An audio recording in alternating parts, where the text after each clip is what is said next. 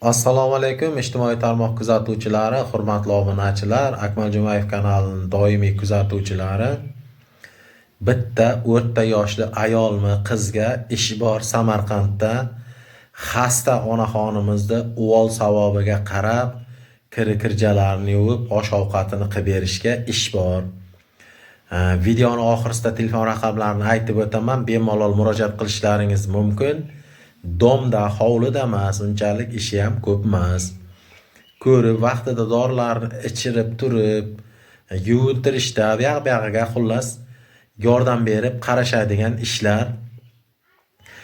Masalan, o'rta yoshli ayol qizlarimiz yetim qolgan, uyi joyi yo'q, amma xolasi, amaki tog'asi, aka-uka, opa-singillarni qaramog'ida qolib ketgan ayol qizlar bo'lsa, bemalol aloqaga chiqishlaringiz mumkin. Samarqand shaharda telefon raqamlarini aytib o'taman. Bemalol telefon qilib gaplashib ko'rib, kimga yoqsa gaplashganda kelishib borishlaringiz mumkin. Muhsin bobo xo'jayinlari telefon raqamlarini aytib o'taman. Akmal Jumayev kanalidan ko'rib aloqaga chiqayapmiz deb aytishlaringiz mumkin.